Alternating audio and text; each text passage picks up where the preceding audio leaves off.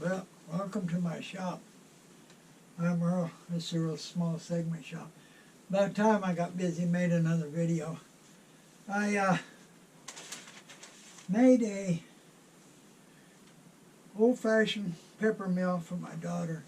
I made some clips, but I don't like a clip, so I didn't really make a video with the clips. But what I'm going to do now, I am going to make another donation turning this year for the North Carolina Woodworkers Picnic. So I'm going to make it different from last year, naturally. So I'm going to make one maybe 17, 18 inches tall. I'm going to use this crisscross pattern. I'll make a still picture of it. So it's the same crisscross pattern I've used before. And it's 6 segments across, and I'm going to use 4 repetitions of it, which will be 24 segments. I could make 30 segments, or I could make 36, but I'm going to use 24. And I believe it works out right with 32 rings. So I drew out the shape I want. This is just half of the, drew all the segments in, the open segment. I ain't got room to draw the bottom or the top in, but that's okay. I know the bottom's going to be 7 inches. The top 2 is going to be 7 inches.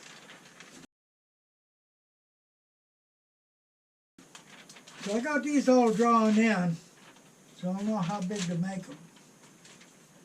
I'm going to make, now it's got, of course, 2 stripes that are 3 segments across. So one stripe is going to be maple, and then Pecody, and then maple again. That'll be 3. The other one is going to be Silkwood, Purple Heart, and then Silkwood again. Silkwood's my replacement for Yellow Heart.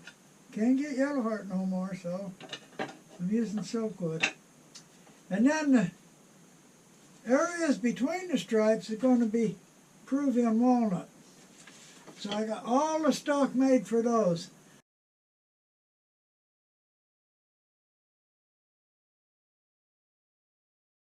Whole bunch of it. And they're all going to be 1/2 inch high. So the stock's 1/2 inch thick. I got at least 1 smooth side. Actually, I got 2 smooth sides. I have a drum sander, so I run them all through the drum sander, the same setting. So they're all the same thickness. And at least 1 side smooth. You have to have 1 side smooth to glue them on. So these are all ready to go. Now, 1/2 inch high open segments, 32 of them going to be 16 inch just for the open segment parts. Then it's got to add the bottom and the top. And the bottom, I'm going to make a floating bottom. I'm going to use bloodwood for the bottom ring. I'm going to turn a rabbit in it to hold the floating bottom. Then the cap ring I'm going to make with maple. And I'm going to also make it a trim ring. Make it real thin. Just a cap ring, just to hold the floating bottom in. Then I'm going to put another ring of bloodwood on top of that. Then I'll go to the open segment. So that's going to be 7 inches bottom ring. So I've got the bloodwood cut. I'm going to make a 7 inch ring from it. 24 segments. After I do that, I'm going to glue it onto a faceplate with paper, and I'm going to split it and keep a piece for the top ring. For the floating bottom itself, I'm going to use Tamaran. I got these cut 1/4 inch, a little over 1/4 inch thick, I'm going to have to glue two pieces together, obviously, to get it big enough. But that's okay. I got them cut and ready. So, first thing I've got to do is make a 7-inch ring of bloodwood for the bottom. 24 segments. Get my cheat sheet out here. I got my cheat sheet ready to go. 24 segments. 7-inch closed ring is going to be cut at 0.9215 inches. 0.93 is close enough. And it's going to be cut at an angle of 7.5 degrees. I've got the bloodwood ring turned flat on one side. I used a cold jaw to hold it and turn it flat. Just turn it flat on one side. I turn the inside a little bit here so I won't have to do it later. This is going to be the very bottom. So what I'm going to do, glue some more brown paper onto this faceplate. Homemade faceplate, it'll be fine, it'll work. Glue brown paper onto the faceplate.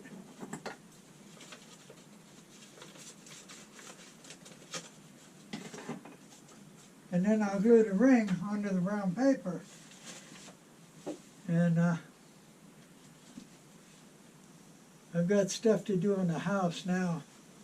So after I get it glued on, put it in a cold jar, or put it in a tailstock. It's in a cold jar. Put it in a tailstock, bring it up and glue it on, and just let it sit overnight because I got to go in the house and do things. So glue the brown paper on, actually just around the edge. Don't need to glue it in the middle. Ain't going to do nothing in the middle. Then put glue on this, glue it up. And then tomorrow I'll go ahead and turn the other side flat, part it off, flatten it again, and then put a rabbit in it for the floating bottom. I've got the bloodwood ring glued on the paper, onto the faceplate. It's pretty thick. I'm going to flatten this side of it, turn it flat, sand it flat. Now I'm going to part a piece off. It's pretty thick. After I part it off, I'm going to flatten it, put a rabbit in it to hold the floating bottom. Now I'm going to make a floating bottom out of this. This is Tamaran. I glued two pieces together to get it right size.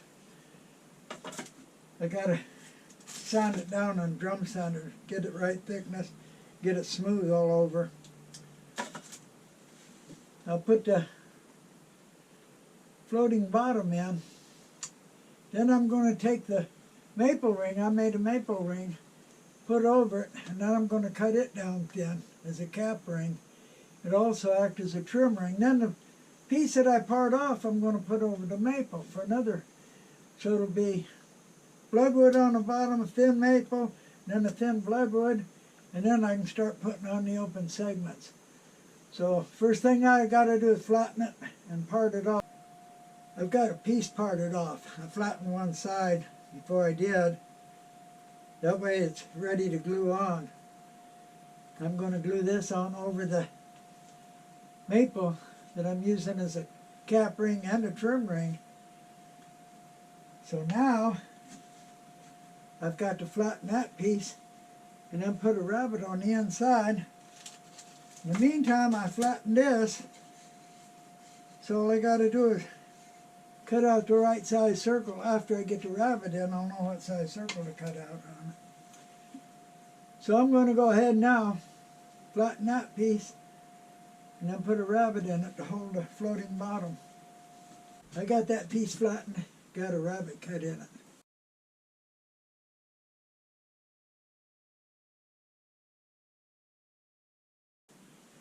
I got some still photos of it. Got this cut round, fit in there. Got to leave a gap all the way around the edges. Now, this is a floating bottom, but in reality it's only semi-floating.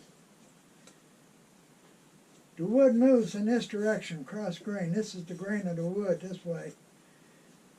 So I'm going to put a spot of glue here and here and glue it in. That way it allowed the wood to move this way, but it'll actually be glued in 2 small spots. Don't worry about wood movement in this direction. So I got it taped off, and I'm going to put a little finish on it. I'm taping it off where the glue goes so I can put glue on it. Then of course I'll finish the other side too. Then I'll put the spots of glue on it and glue it in and let it dry for a while.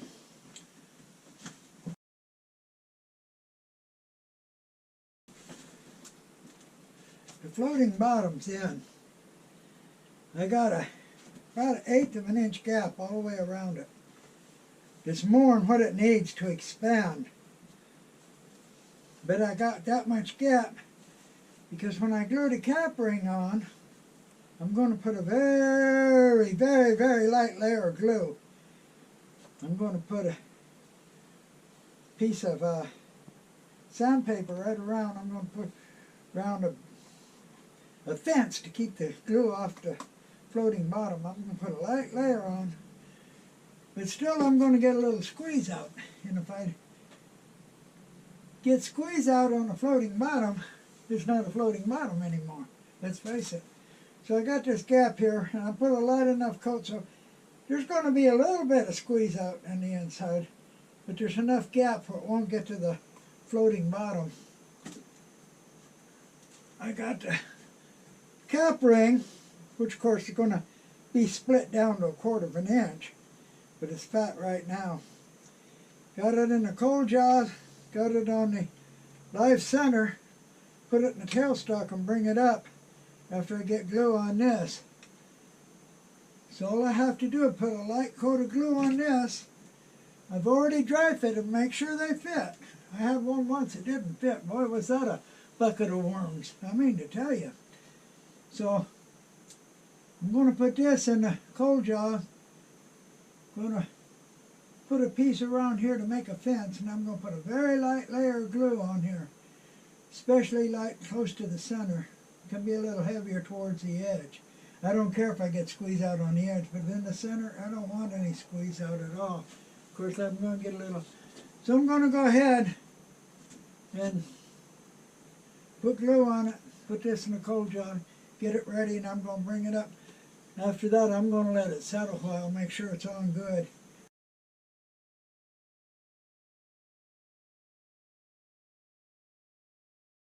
I got it glued up now, just have to let it set. I used a brush to put it on. Very, very light. You know, I was taught like everybody else, put glue on like butter. Well, I've had to teach myself to quit doing that. Open segments that I use, I put on very, very light coat of glue. When you got 2 surfaces that perfectly match, it uses very, very, very small amount of glue.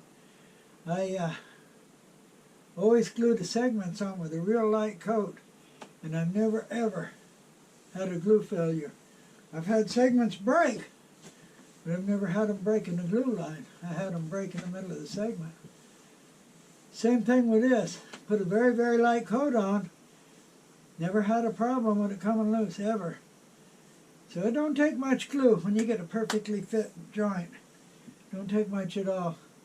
Like I said, I had to teach myself to really put light coats on. So I'm just going to let that set. After it gets good and dry, I'm not going to do the 15 minutes on it. I'm going to let it get good and dry. Go sharpen some knives for my wife, help her. She's going to do some cooking for my kids. So I just let this dry until tomorrow, I guess. And then I can split it and flatten it. Leave it about 1/4 of an inch thick. After I do that, I'll glue the bloodwood ring I cut off on it, and I'll turn it down thin too, just to make a couple of little trim rings. Trim rings are nice. You can make however many you want, whatever size you want. Now I could make, I could make a maple and then put a thin blood ring in it, and put another maple and then a blood ring on top, or I could put a maple and then put a thin black ring in it and another maple and then a bloodwood on, whatever, But I'm just going to have maple and then a bloodwood. The maple ring's on now. It's going to be the cap ring. It's pretty thick right now, so I'm going to flatten it, part it, keep part of it, turn the other down to about 1/4 of an inch. Then after I do that, I'm going to glue on this bloodwood ring that I parted off. So it's going to be bloodwood on the bottom, then 1/4 inch of the maple. Then I'll turn this down to about 1/4 of an inch too.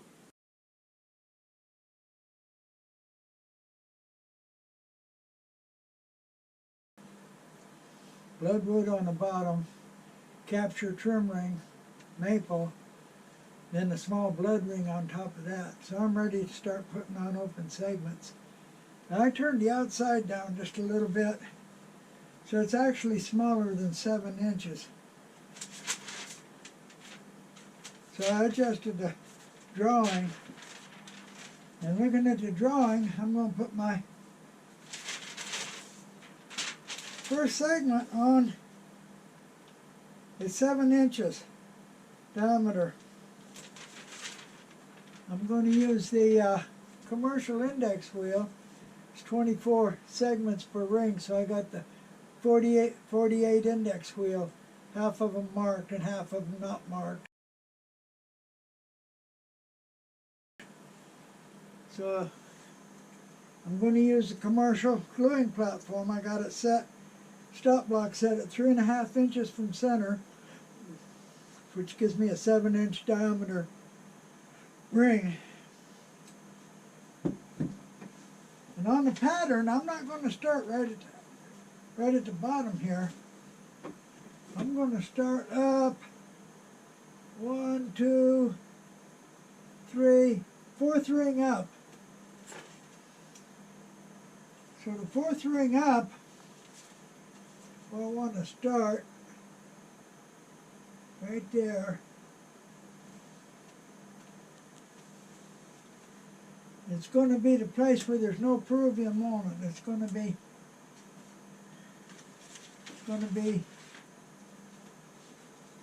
a maple, a Pacoti, another maple, then a silkwood, purple heart, and another silkwood. I got 24 segments cut, lined up the way they're going to be glued on. Now, using my cheat sheet, 7-inch diameter, I cut them at a cut length of .645, cut angle of 5.25 degrees. So I got 24 cut ready to glue on. Got my index wheel set. I'm using the marked indexes for the first ring, and it's set so that the open segment will fall right over the top of a joint on the other ring. Now the other ring's been flat and smooth, and he's got smooth sides, so the joint will be a perfect fit, be a perfect flat joint to flat joint. So it takes very, very, very little glue. I know, I like everybody else originally taught, put a good layer of glue on it, put it on. No, I don't want any squeeze out to speak of. I've never wiped up squeeze out. I've never had enough to wipe up. Just put a very light layer of glue on it, put it on. Don't even worry about the squeeze out. Nobody's ever seen squeeze out on any of my turnings. So that's what I'm going to do. I got the video camera set up. I'm going to use it to glue a couple on. I'm going to use, where's my glue at? Where is my, thought I brought some glue with me. Here's my glue. I'm going to use Quick and Thick, which only takes 5 seconds clamp time. And of course 15 minutes cure time before I can sand them, turn them.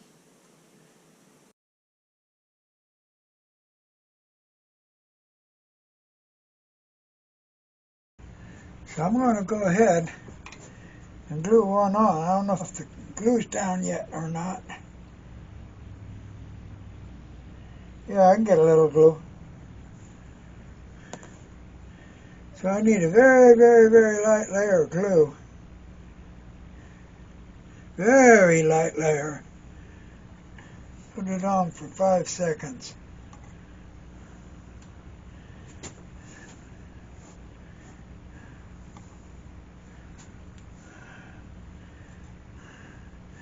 Now go to the next marked index.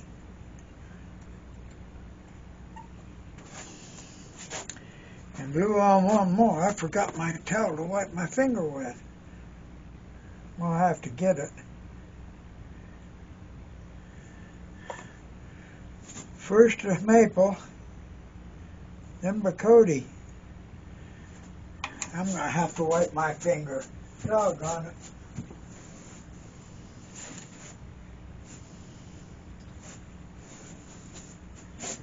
Here's a towel, not the cleanest one, but it's a towel. Slip this one in here. Hold it for 5 seconds. Now go to the next marked index.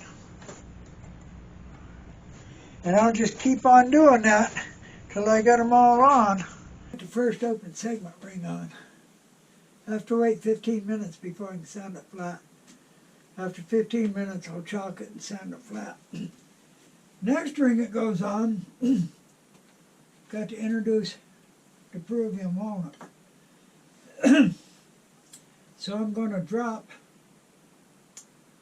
one of the silkwoods. So it'll be 8 silkwood, 8 purple heart,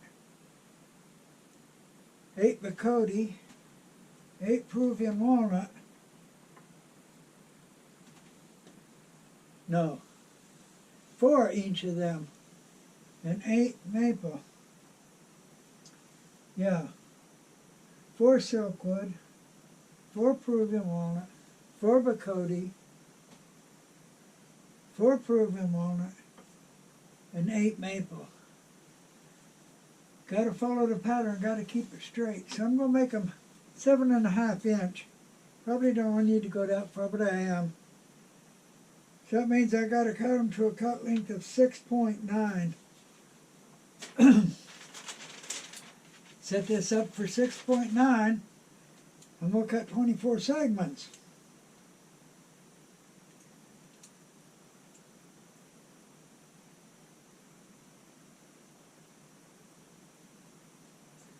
Okay, I'll go ahead and set my stop block, and we'll cut 24 segments.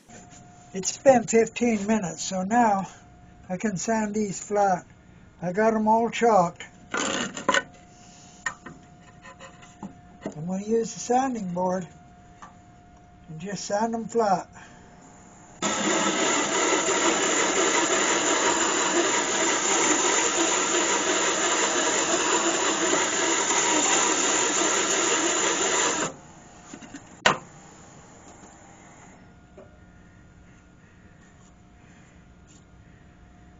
A little bit of chalk left on a couple of the purple hearts.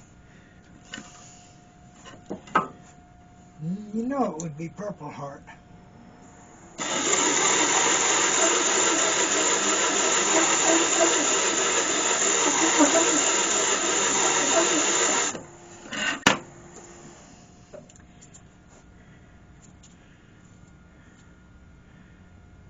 That's got it. They're all flat now. I can go ahead and glue up the next ring on them. The second row is cut, lined up like I want them to go on. Check the pattern, line them up, check the pattern again. Make sure they're right for the pattern. Make sure I started at the right place. So I got to follow the pattern now, and I started with ring 5, so this will be ring 6 going on. I got it set up using the unmarked indexes, so I'm ready to glue on a couple. I'll turn on the video and glue a couple on here. This is the second row, just glue it on basically same as first row, using the unmarked indexes this time. Again, very light layer of glue. Come on, glue, come on out. There we go.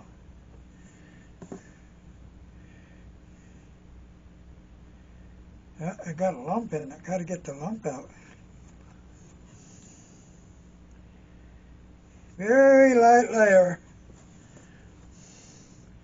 Make sure I'm gluing it in the right spot for the pattern. Hold it for 5 seconds. Let's go on to the next unmarked index. And glue the next one on. Next one's Pagodi.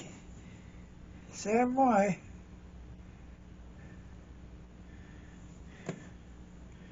Very light layer of glue.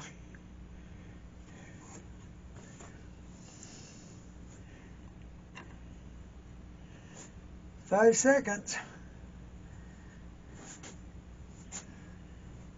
Next index, I'm going to go ahead and just glue all the rest of them on. Second open segment rings on. After it dries for 15 minutes, I'm going to go ahead and start turning the inside, turn the last trim ring into the first open segment ring. Careful not to hit the top open segment ring. The glue won't break, but they have a tendency to chip out till there's something over top of them. And so from now on, it's just measure, cut, glue, turn a little bit, sand, measure, cut, glue. So I'm not going to show any more for a while. I'm just going to add rings for a while, probably till I get out to the fattest spot. I'm going to start turning on the inside, just the first open segment ring and the bottom. You say, well, why do it now? Why not wait till I'm finished? Well, it's so much easier to do it right now than to do it later. So I turn it as I go.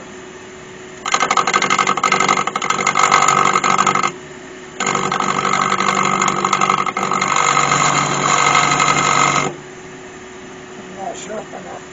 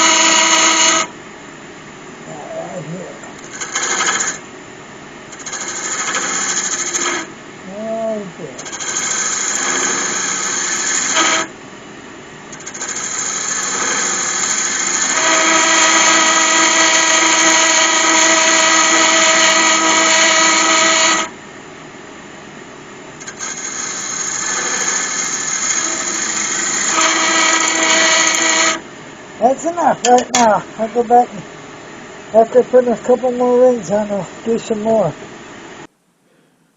Well, I got sick right in the middle of this turning. Got sick, was sick for 2 months. Then my wife kept me out of the shop for a little while. So, the turning's half done.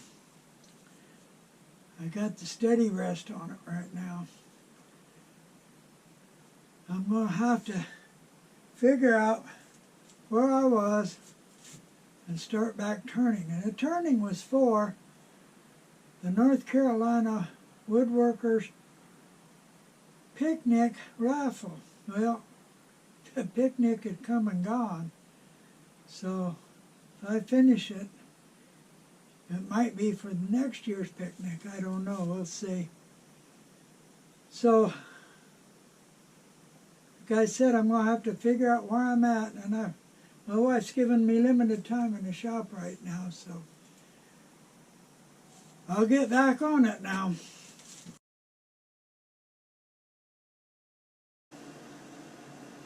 I have 27 open segment rings on it now. So I'm going to have to move the steady rest up. I'm going to put it up on, put it between rings 24 and 25. Now, I said I had to have 2 rings the same diameter. 24 and 25 are not the same diameter, but they're real close.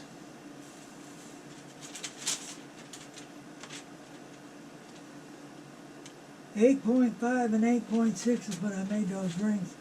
So I got enough wood so I can turn them the same diameter right now. Put the steady rest on it. And later when I finish turning, I got plenty of wood where I can smooth it out, a nice curve. So it'll be okay.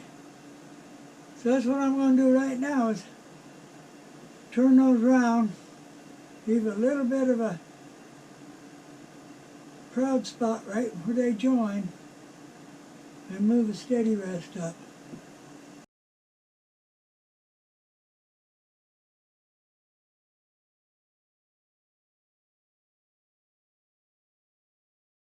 The steady rest moved up. I only got 4 more rows of open segments, so it should be okay. It's running smooth enough.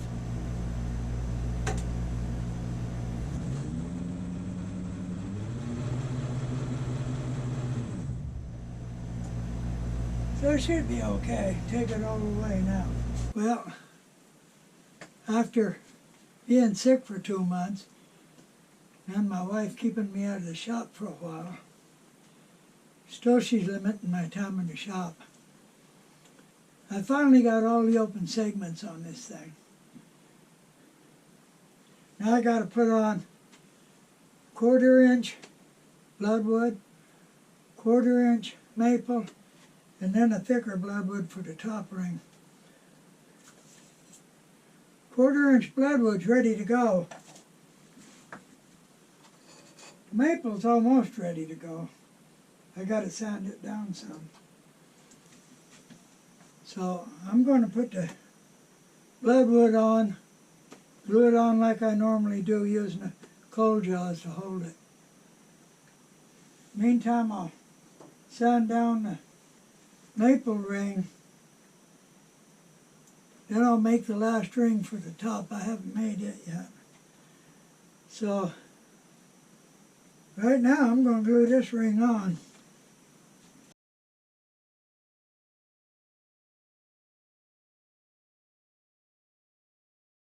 I've got the thin blood ring on. I've got the thin maple ring on. I have not made the last blood ring yet. I'm going to let those dry. Turn the inside some more. Meantime, I'll make the last ring. After I turn the inside a little bit, I'll put the last ring on. Then I'll finish turning the inside. I'll put the cone on it. Turn the outside between centers. So I'm getting close now. And it is getting hot in here, even with 2 air conditioners and a fan. So I'm just going to let those dry for a while. Like I said, I'm in no hurry on this one now. I've got the inside turned, sanded. I've got the top turned a little bit because when I put the cone in, I won't be able to turn too close to the cone.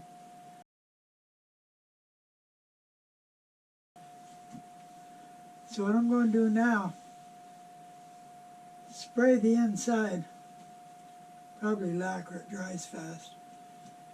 Don't need too much, just spray it a little bit in the inside. After it dries, I'll put the cone on and bring it up, take a steady rest off, then I can turn the outside between centers using the cone. So I'm going to go ahead and spray it. The spray is going to be all over the shop, going to be the smell. I'll just leave it for a while, probably till tomorrow. Maybe some of the spray stink will go away. I'm not supposed to spray it inside. Well, my wife's still not giving me a lot of shop time, but I got the inside finished. Now I put it between centers, put the cone on the tailstock, mounted it to the live drive. So that makes it a lot more stable than the steady rest ever made it, which makes, of course, a lot easier to turn. So I've got to turn the outside now. Got to take quite a bit of wood off, get it down to the thickness I want. They're about, I guess, 1/2 inch long segments. So yeah, I got to cut about half of them off, half the wood off. So I better get started turning the outside. I'm in no big hurry, like I said, and I've got limited shop time right now. Turning the outside now, taking my time. I'm not spending too many hours in the shop now. Got a lot of wood to remove till I get where there's more angle. And that tool I normally use, but I'm actually using square shaft carbide tool. It removes wood pretty good. So that's what I'm using right now. Like I said, I don't normally use it, but I'm using it now.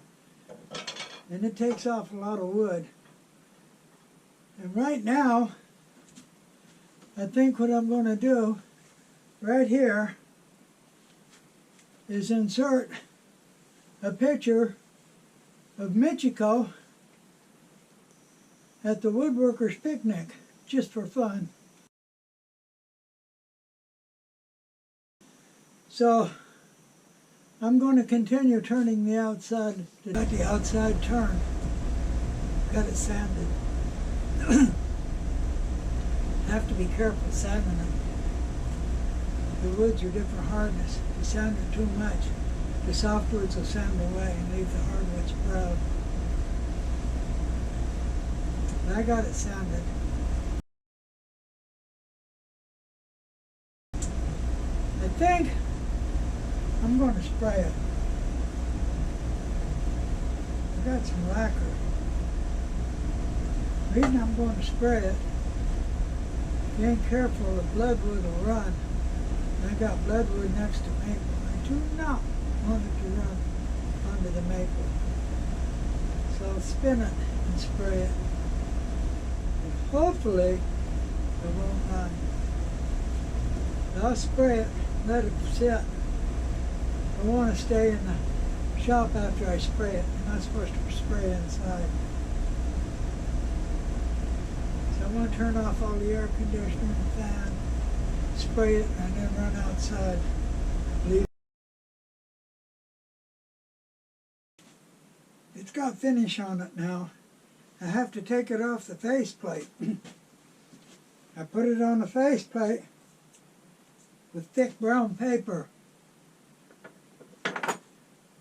So I use this. It's sharpened a little bit, not real sharp, but just got a little edge on it. And I am going to remove it from the brown paper.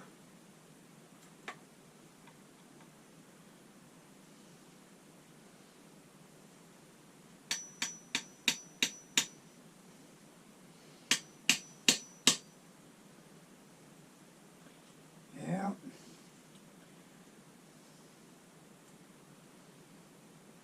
Got to get the right spot.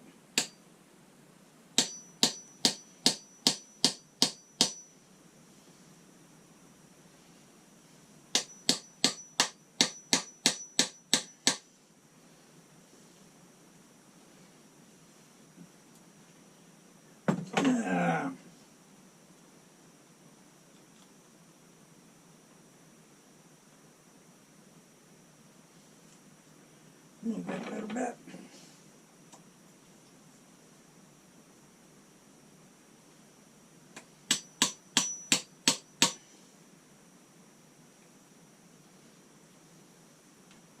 Not going straight.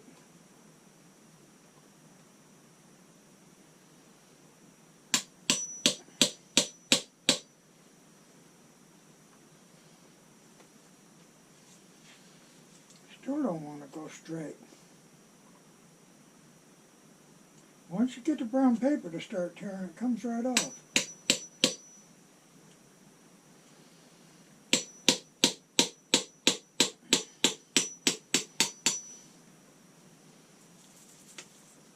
There it goes.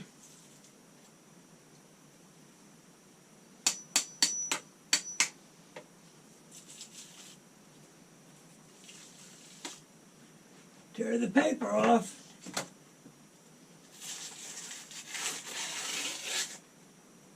That's off. Now I'm going to have to reverse it and turn the bottom. In order to finish it, got to turn the bottom. In order to turn the bottom, I'm going to put it between centers. The bottom, if I put the center up on it, push it in the middle, it's going to break that bottom out, this little thin floating bottom. I'm going to use this piece, fit it right in here, right in there, and then put the center on it. It spreads the force out towards the edge and it won't break the bottom. Fits in perfect. I just made it to fit in perfect. On the top, going to use cold jaws. I'm going to use the long pins. The reason I'm using the long pins, take no chance of it popping off. They can't pop off these pins. I'm going to hold it from the inside because it's tapered in. If it was tapered out, I'd hold it from the outside. So I'm going to go ahead and set it up between centers. Then I'm going to finish turning the bottom. Easy. This piece I got made to fit in there right over the floating bottom piece. Spread the force out so I can mount it good and tight so there's no worry about it coming off. So it made it easy to turn the bottom. And I've turned the bottom and I signed it. My paint pen is going bad. It makes signing it awfully hard. But I did sign it. So I'm going to call it finished right now. And I know it took a while, and this video might be kind of messed up because of that. But I hope you enjoyed the video. And I hope you come back and see my next video. I appreciate those that subscribe.